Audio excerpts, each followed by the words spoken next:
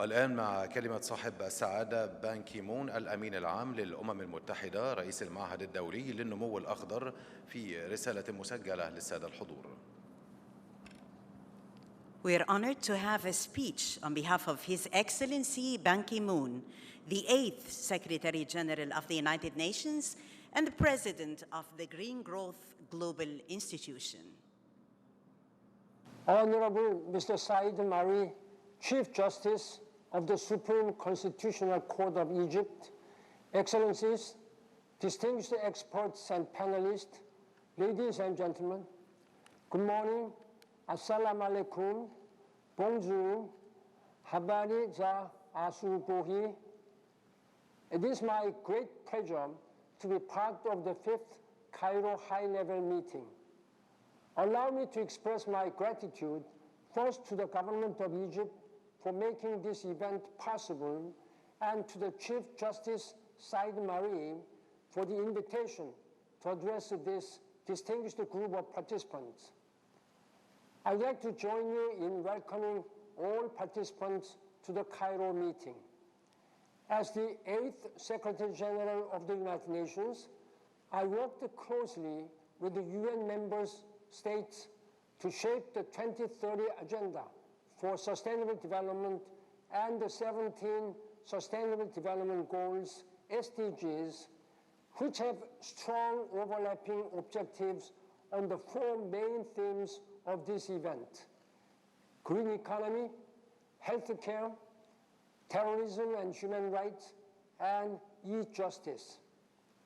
This Cairo meeting will be particularly relevant this year, as we are in the midst of a global pandemic and an unprecedented sustainability crisis. However, the costly impacts of the COVID-19 pandemic and the climate crisis have been uneven, and the recovery measures and resources that are planned and allocated even more inconsistent. And it goes without saying that progress in building the underlying foundation for combating terrorism and its effect on basic human rights and for strengthening e-justice has been severely erratic across the globe for a long time. I hope we'll be able to hear from participants on some of the most urgent and critical areas within each of the 4 themes.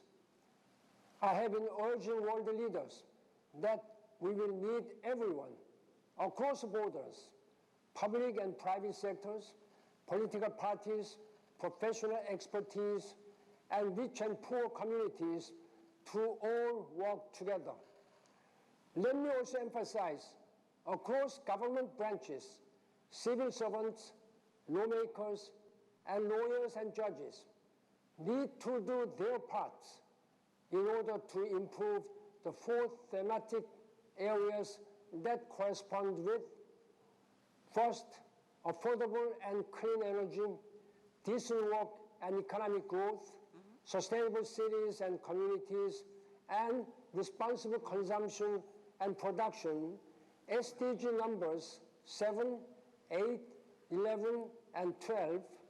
Second, zero hunger, good health and well-being, clean water and sanitation, and reducing inequalities, SDG numbers 2, 3, 6, and 10. Third, no poverty, quality education, and peace, justice, and strong institutions, SDG numbers 1, 4, and 16. And fourth, gender equality, industry, innovation and infrastructure, peace, justice and strong institutions, and partnerships for the SDGs, SDG numbers 5, 9, 16, and 17. Excellencies, ladies and gentlemen, the time is right to rethink the importance of judicial jurisprudence to improve our laws and regulations, and to lay the foundation for a democratic society that preserves basic human rights.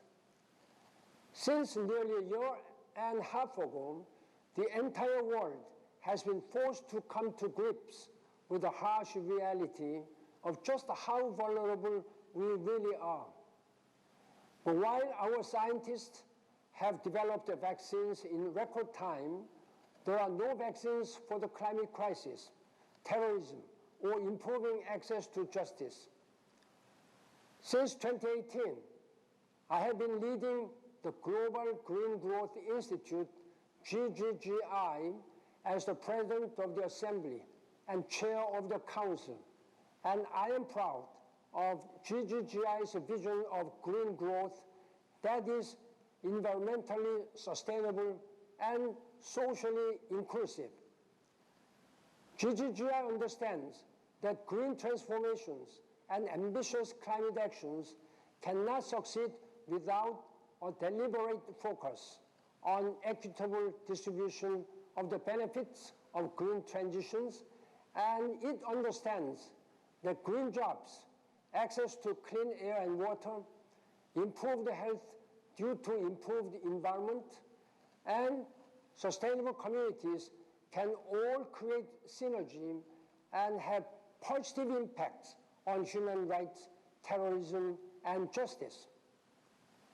Allow me to finish and impress upon you the urgency and the importance of your responsibilities and duties to tackle the legal issues so that together with organizations such as GGGI, the public and private sectors, civil society groups, and everyone else we can make great progress to achieving the Sustainable Development Goals.